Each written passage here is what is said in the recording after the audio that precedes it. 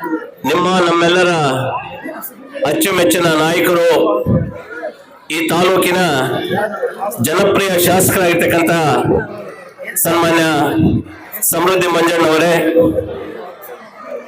ಈಗಷ್ಟೇ ಮಾತನಾಡಿದಂಥ ತಾಲೂಕು ದಂಡಾಧಿಕಾರಿಗಳಾಗಿರ್ತಕ್ಕಂಥ ಶ್ರೀಮತಿ ಗೀತಾ ಮೇಡಮ್ ಅವರೇ, ವೇದಿಕೆ ಮೇಲೆ ಆಸೀನರಾಗಿರ್ತಕ್ಕಂಥ ಎಲ್ಲ ತಾಲೂಕಿನ ಅಧಿಕಾರಿ ವೃಂದದವರೇ, ತಾಲೂಕಿನಿಂದ ವಿವಿಧ ಕಡೆಯಿಂದ ಬಂದಿರತಕ್ಕಂಥ ಎಲ್ಲ ಮುಖಂಡರುಗಳೇ, ಈ ಕಾರ್ಯಕ್ರಮದ ಒಂದು ಮುಂಭಾಗದಲ್ಲಿ ಆಸೀನರಾಗಿರ್ತಕ್ಕಂಥ ಎಲ್ಲ ಸಾರ್ವಜನಿಕ ಬಂಧುಗಳೇ, ಅಧಿಕಾರಿ ವರ್ಗದವರೇ, ಪತ್ರಿಕಾ ಮತ್ತು ದೃಶ್ಯ ಮಾಧ್ಯಮದವರೇ, ಪ್ರೀತಿಯ ಮಕ್ಕಳೇ ಮತ್ತು ಎಲ್ಲ ಮುಖ್ಯ ಸಹ ಶಿಕ್ಷಕರೇ, ಇವತ್ತು 80ನೇ ವರ್ಷದ ಸ್ವಾತಂತ್ರ್ಯ ದಿನಾಚರಣೆಯನ್ನು ಆಚರಣೆ ಮಾಡ್ತಾ ಇದ್ದೀವಿ. ಬಹುಶಃ ಭಾರತದ ಪ್ರಜೆಯಾಗಿ ನಾವೆಲ್ಲರೂ ಕೂಡ ಅರಿಬೇಕಾಗ್ತದೆ, ಸ್ವಾತಂತ್ರ್ಯ ನಮಗೆ ಸುಖ ಸುಮ್ಮನೆ ಸಿಕ್ಕಂತದ್ದಲ್ಲ. ಅನೇಕ ಮಹನೀಯರ ತ್ಯಾಗ ಬಲಿದಾನಗಳ ಮೂಲಕ ಅವರ ಕಠಿಣ ಪರಿಶ್ರಮದಿಂದ ಸಿಕ್ಕಂತ ಒಂದು ಸ್ವಾತಂತ್ರ್ಯ. ಈ ಸ್ವಾತಂತ್ರ್ಯ ಪಡೆಯಲಿಕ್ಕೆ ನಾವು ಏನೆಲ್ಲ ಕಷ್ಟಪಟ್ವಿ, ಏನೆಲ್ಲ ಭಾರತದಲ್ಲಿ ನಡೆದು ಹೋಯ್ತು ಅಂತಕ್ಕಂಥದ್ದನ್ನ ನಾವೆಲ್ಲರೂ ಕೂಡ ಭಾರತದಾಗಿ ಮೆಲುಕು ಹಾಕಬೇಕಾಗ್ತದೆ. ಆದ್ಮೇಲೆ ತಾವೆಲ್ಲರೂ ಕೂಡ ಇತಿಹಾಸದಿಂದ ಮನಗಂಡಿದ್ದೀರಿ. ಏನು 1498ರಲ್ಲಿ ಈ ದೇಶಕ್ಕೆ ಒಂದು ಜಲಮಾರ್ಗವನ್ನು ಕಂಡಿಡಿದಂಥವರು ವಾಸ್ಕೋ ಡ ಗಾಮ, ಪೋರ್ಚುಗಲ್ನ ನಾವಿಕರಾಗಿರ್ತಕ್ಕಂಥ ವಾಸ್ಕೋ ಡ ಗಾಮ ಈ ದೇಶಕ್ಕೆ ಜಲಮಾರ್ಗವನ್ನು ಕಂಡಿಡಿದ ನಂತರ ಭಾರತಕ್ಕೆ ಡಚ್ಚರು ಬಂದರು, ಬ್ರಿಟಿಷರು ಬಂದರು, ಫ್ರೆಂಚರು ಬಂದರು. ಬಂದಂತ ಇವರು ತಮ್ಮ ವ್ಯಾಪಾರದ ವಹಿವಾಟುಗಳನ್ನು ಪ್ರಾರಂಭಿಸಿದ್ರು. ಡಚ್ ಈಸ್ಟ್ ಇಂಡಿಯಾ ಕಂಪನಿ ಬಂತು, 1600ರಲ್ಲಿ ಈಸ್ಟ್ ಇಂಡಿಯಾ ಕಂಪನಿ ಬಂತು, ಫ್ರೆಂಚ್ ಈಸ್ಟ್ ಇಂಡಿಯಾ ಕಂಪನಿ ಬಂತು. ಆದ್ರೆ ಇವರೆಲ್ಲರೂ ಕೂಡ ನಿರ್ಗಮಿಸಿ ಭಾರತದಲ್ಲಿ ಬ್ರಿಟಿಷ್ ಈಸ್ಟ್ ಇಂಡಿಯಾ ಕಂಪನಿ ತನ್ನ ಸಾರ್ವಭೌಮತ್ವವನ್ನು ಸ್ಥಾಪಿಸಿತು. 1600ರಲ್ಲಿ ಸ್ಥಾಪಿತಗೊಂಡಂತಹ ಬ್ರಿಟಿಷ್ ಈಸ್ಟ್ ಇಂಡಿಯಾ ಕಂಪನಿ ಇಡೀ ಭಾರತವನ್ನೇ ತಮ್ಮ ಕಪಿಮುಷ್ಟಿಗೆ ತೆಗೆದುಕೊಂಡು ಸುಮಾರು 200 ವರ್ಷಗಳಿಗಿಂತ ಮೇಲ್ಪಟ್ಟು ಈ ದೇಶವನ್ನು ಆಳಿರ್ತಕ್ಕಂಥದ್ದು ನಾವು ಇತಿಹಾಸದಿಂದ ಮನಗಂಡಿದ್ದೇವೆ. ಆದ್ಮೇಲೆ ಇತಿಹಾಸವನ್ನು ನಾವು ಮೆಲುಕು ಹಾಕಿ ಹೋಗ್ತಾ ಇದ್ರೆ, ಭಾರತದಲ್ಲಿ ಬ್ರಿಟಿಷರ ಆಳ್ವಿಕೆ ಪ್ರಾರಂಭ ಆದಾಗ ಅನೇಕ ಅರಾಜಕತೆಗಳು ಈ ದೇಶದಲ್ಲಿ ಸೃಷ್ಟಿಯಾಯಿತು. ವರ್ಣಭೇದನೆ ಪ್ರಾರಂಭ ಆಯಿತು. ಕಪ್ಪು ಜನ, ಬಿಳಿ ಜನ ಅಂತಕ್ಕಂಥ ವರ್ಣಭೇದನೆ ಆಯಿತು. ಅಂದಿನ ಗವರ್ನರ್ ಜನರಲ್ ತಂದಂತ ನೀತಿಗಳು, ಉದಾಹರಣೆಗೆ ಹೇಳ್ಬೇಕಾದ್ರೆ ಡಾಲೌಸ್ ತಂದಂತ ದತ್ತ ಮಕ್ಕಳಿಗೆ ಹಕ್ಕಿಲ್ಲ ಅಂತಕ್ಕಂಥದ್ರ ಮೂಲಕ ಅನೇಕ ಸಾಮ್ರಾಜ್ಯಗಳನ್ನು ಕಬಳಿಸಿಕೊಂಡ್ರು. ಲಾರ್ಡ್ ವೆಲ್ಲೆಸ್ ಅವರು ತಂದಂತ ಸಹಾಯಕ ಸೈನ್ಯ ಪದ್ಧತಿಯಿಂದ ಅನೇಕ ರಾಜಮಂತ್ರಿಗಳ ಸೈನಿಕ ವ್ಯವಸ್ಥೆಯನ್ನು ತಮ್ಮ ತೋಟಿಗೆ ತೆಗೆದುಕೊಂಡ್ರು. ಸಾಮಾಜಿಕ ಬದ್ಧತೆ ಇಲ್ಲ, ವಾಕ್ ಸ್ವಾತಂತ್ರ್ಯ ಇಲ್ಲ, ಭಾರತೀಯರನ್ನು ಬಹಳ ಕೀಳಾಗಿ ನೋಡ್ತಾ ಇದ್ರು. ಇದರಿಂದ ಬಹಳಷ್ಟು ಜನ ಭಾರತೀಯರು ರೊಚ್ಚಿಗೆದ್ರು. 1857ರಲ್ಲಿ ಪ್ರಪ್ರಥಮವಾಗಿ ಬ್ರಿಟಿಷರ ವಿರುದ್ಧ ಒಂದು ಪ್ರಥಮ ಸ್ವಾತಂತ್ರ್ಯ ಸಂಗ್ರಾಮವನ್ನು ಪ್ರಾರಂಭಿಸಿದ್ರು. ಬ್ರಿಟಿಷರೇ ಭಾರತವನ್ನು ಬಿಟ್ಟು ತೊಲಗಿ ಎಂತಕ್ಕಂಥ ಮೊದಲನೇ ಕೂಗು ಬ್ರಿಟಿಷರ ವಿರುದ್ಧ 1852ರಲ್ಲಿ ಹಾಕೋದು. ತದನಂತರ ನಾವು ಇತಿಹಾಸದಿಂದ ಮನಗಂಡಿದ್ದೇವೆ. 1885ರಲ್ಲಿ ಕಾಂಗ್ರೆಸ್ ಏವಯೋಮದಿಂದ ಸ್ಥಾಪನೆಯಾಗಿ ಅವು ಒಂದಷ್ಟು ಚಳವಳಿಗಳನ್ನು ಮಾಡಲು ಬಾಲಗಂಗಾಧರ ತಿಲಕ್ ಮತ್ತು ಗೋಪಾಲಕೃಷ್ಣ ಗೋಖಲೆ ಅವರ ಒಂದು ನೇತೃತ್ವದಲ್ಲಿ, ಏನು ನಾವು ಮಂದಗಾಮಿಗಳು ಮತ್ತು ಉಗ್ರಗಾಮಿಗಳು ಅಂತ ಹೇಳ್ತೀವಿ, ಅವರ ನೇತೃತ್ವದಲ್ಲಿ ಸ್ವಾತಂತ್ರ್ಯ ಸಂಗ್ರಾಮ ಈ ದೇಶದಲ್ಲಿ ಮುಂಚೂಣಿಯಲ್ಲಿ ನಡೆಯಿತು. ಕಾಲಕ್ರಮೇಣ 1919ರಿಂದ 1947ರವರೆಗೆ ಏನು ಇತಿಹಾಸದಲ್ಲಿ ನಾವು ಮನಗಂಡಿದ್ದೇವೆ ಅದೇ ಗಾಂಧಿ ಯುಗ.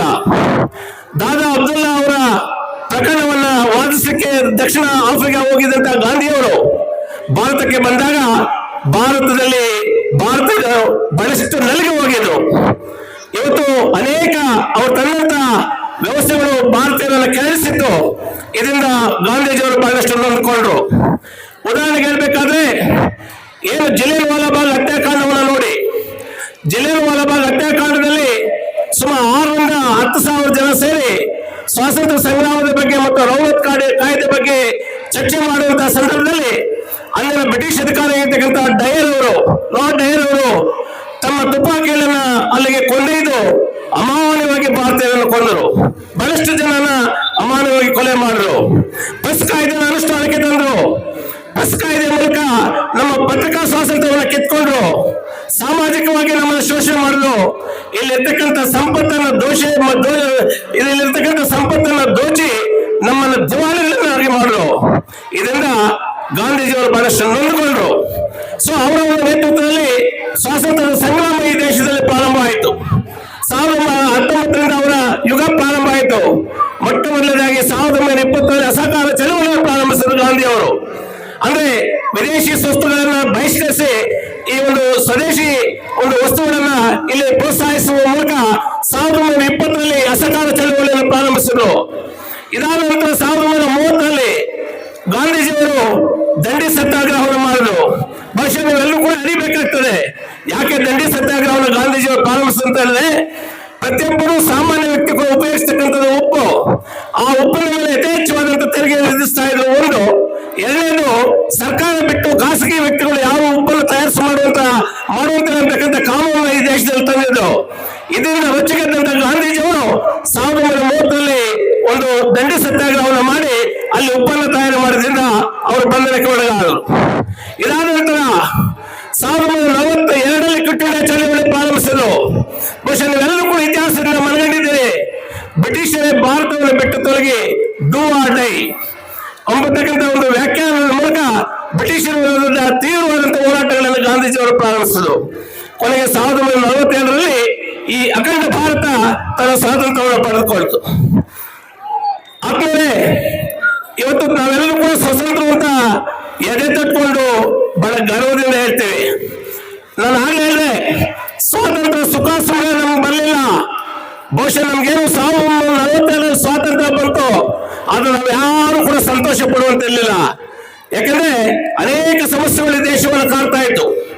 ಒಂದು ಕಡೆ ನಿರುದ್ಯೋಗ, ಇನ್ನೊಂದು ಕಡೆ ಬಡತನ, ಇನ್ನೊಂದು ಕಡೆ ಮುಖ್ಯವಾಗಿ ಈ ದೇಶಕ್ಕೆ ಸಂವಿಧಾನ ಇಲ್ಲ.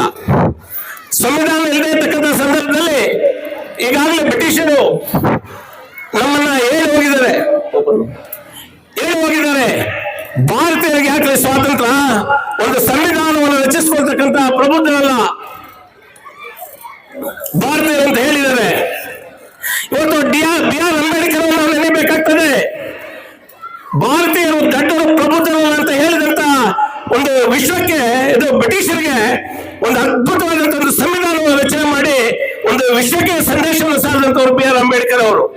ಭಾರತೀಯರು ದೊಡ್ಡರಲ್ಲ, ಭಾರತೀಯರು ಪ್ರಬುದ್ಧರು ಅಂತ ಹೇಳಿ ಇಡೀ ವಿಶ್ವಕ್ಕೆ ಸಾರಿದಂತಹ ಒಬ್ಬ ಮಹಾನ್ ಚೇತನ ಬಿ ಆರ್ ಅಂಬೇಡ್ಕರ್ ಅವರು. ಇವತ್ತು ನಾವು ಕೇವಲ ಸಂವಿಧಾನ ದಿನಗಳನ್ನು ಆಚರಣೆ ಮಾಡಿದ ಸಾಲದು. ಏನು ಅಂಬೇಡ್ಕರ್ ಅವರು ಹೇಳಿರ್ತಕ್ಕಂಥ ಸಂವಿಧಾನದ ಒಂದು ಆಶೋತ್ತರಗಳನ್ನ ಮೈಗೂಡಿಸಿಕೊಂಡು ಒಂದು ಭವ್ಯ ಭಾರತವನ್ನು ಮಾಡುವಂತಹ ಕೆಲಸ, ಭವ್ಯ ಭಾರತವನ್ನು ಕಟ್ಟುವಂತ ಕೆಲಸವನ್ನು ಇವತ್ತು ನಾವು ಮಾಡಬೇಕು. ಆತ್ಮೀಯ ವಿದ್ಯಾರ್ಥಿಗಳೇ, ನಿಮ್ಮಲ್ಲಿ ನಾನು ಒಂದು ಕಳಕಳಿಯಿಂದ ಮನವಿ ಮಾಡ್ತೇನೆ. ಇವತ್ತು ನಾವು ಸ್ವತಂತ್ರರಾಗಿದ್ದೀವಿ ನಿಜ, ಆದರೆ ಆಂತರಿಕ ಭದ್ರತೆ ಬಹಳಷ್ಟು ಬೇಕಾಗಿದೆ. ಅನೇಕ ಜಾತಿಗಳಿದ್ದಾವೆ ಈ ದೇಶದಲ್ಲಿ, ಅನೇಕ ಧರ್ಮಗಳಿದ್ದಾವೆ. ಎಲ್ಲಿವರೆಗೂ ನಮ್ಮಲ್ಲಿ ಸಾಮರಸ್ಯ ಸೌಹಾರ್ದತೆ ಬರ್ತದೋ ಆವತ್ತೇ ನಾವು ಶಾಂತಿಯುತವಾದಂತಹ ಒಂದು ದೇಶವನ್ನು ನೋಡಲಿಕ್ಕೆ ಸಾಧ್ಯ. ಯಾಕಂದ್ರೆ ಆಂತರಿಕ ಭದ್ರತೆಗೆ ಧಕ್ಕೆ ಬರ್ತಕ್ಕಂಥದ್ದು ನಮ್ಮಲ್ಲಿ ಒಗ್ಗಟ್ಟಿಲ್ಲ ಅಂದಾಗ ಆಂತರಿಕ ಭದ್ರತೆಗೆ ಧಕ್ಕೆ ಬರ್ತದೆ. ಆ ಆಂತರಿಕ ಭದ್ರತೆಯನ್ನ ಒಂದು ಧಕ್ಕೆ ಬರ್ದಾಗೆ ನೋಡ್ಕೊಳ್ತಕ್ಕಂಥದ್ದು ಜವಾಬ್ದಾರಿ ಇವತ್ತು ನಮ್ಮ ಮುಂದಿದೆ. ಆದ್ಮೇಲೆ ನಿಮ್ಮಲ್ಲಿ ನಾನು ಒಂದು ಕಳಕಳಿಯಿಂದ ಮನವಿ ಮಾಡ್ತೇನೆ. ಏನು ನಮ್ಮ ಲಾಲ್ ಬಹದ್ದೂರ್ ಶಾಸ್ತ್ರಿ ಹೇಳಿದ್ರು, ಜೈ ಜವಾನ್ ಜೈ ಕಿಸಾನ್ ಅಂತ. ಈ ದೇಶದ ಬೆನ್ನೆಲುಬು ಮಹಾನ್ ಚೇತನಗಳು ಇಬ್ಬರು, ಒಬ್ಬರು ಸೈನಿಕ, ಮತ್ತೊಬ್ಬ ಇಲ್ಲಿ ರೈತ. ಇವರು ಈ ದೇಶದ ಒಂದು ಆಧಾರ ಸ್ತಂಭಗಳು. ಸೊ ಇವರನ್ನು ಎಲ್ಲಿವರೆಗೂ ಗೌರವಪೂರ್ವಕವಾಗಿ ನೋಡ್ಕೊಳ್ತೀವೋ ಆವತ್ತು ಈ ದೇಶ ಸಮೃದ್ಧಿಯಾಗಿರ್ತದೆ ಅಂತಕ್ಕಂಥ ಮಾತನ್ನ ಒಂದು ವಿಶ್ವಕ್ಕೆ ಸಾರಿದಂತವರು ಯಾರು? ನಮ್ಮ ಲಾಲ್ ಬಹದ್ದೂರ್ ಶಾಸ್ತ್ರಿ ಅವರು. ಇವತ್ತು ಇಡೀ ಆರ್ಥಿಕ ಒಂದು ಸದೃಢತೆಯನ್ನು ಇವತ್ತು ನಾವು ಕಾಪಾಡ್ಕೋಬೇಕಾಗಿದೆ. ಇವತ್ತು ಅಗ್ರಗಣ್ಯ ರಾಷ್ಟ್ರವಾಗ್ತಾ ಇದೆ ವಿಶ್ವದಲ್ಲಿ ನಮ್ಮ ಭಾರತ. ಒಂದು ಆರ್ಥಿಕ ಒಂದು ಸದೃಢತೆಯನ್ನು ಕಾಪಾಡ್ಕೋಬೇಕಾದ್ರೆ ನಾವೆಲ್ಲರೂ ಕೂಡ ಕಾಯ ಮನಸ್ಸ ವಾಚ ಕೆಲಸ ಮಾಡಿ ಈ ದೇಶದ ಸರ್ವತೋಮುಖ ಅಭಿವೃದ್ಧಿಗೆ ಪಣದೊಡ್ಡಿ ಕೆಲಸ ಮಾಡಿದ್ರೆ ಇಡೀ ವಿಶ್ವದಲ್ಲಿ ಅಮೆರಿಕವನ್ನು ಮೀರಿಸುವಂತ ಒಂದು ಬೃಹತ್ ರಾಷ್ಟ್ರವಾಗಿ ಮುಂದುವರಿಯೋದ್ರಲ್ಲಿ ಸಾಧ್ಯ ಇಲ್ಲ ಅಂತ ಹೇಳ್ತಾ, ಮತ್ತೊಮ್ಮೆ ಮುಗಿದೊಮ್ಮೆ ಕೊನೆಯದಾಗಿ ವಿದ್ಯಾರ್ಥಿಗಳು ನಾನು ಮನವಿ ಮಾಡ್ತಕ್ಕಂಥದ್ದು, ಈ ದೇಶದ ಭಾವೈಕ್ಯತೆ, ಭಗತ್ ಸಿಂಗ್ ಸಾವಪ್ಪಿದ್ದು ಯಾವಾಗ?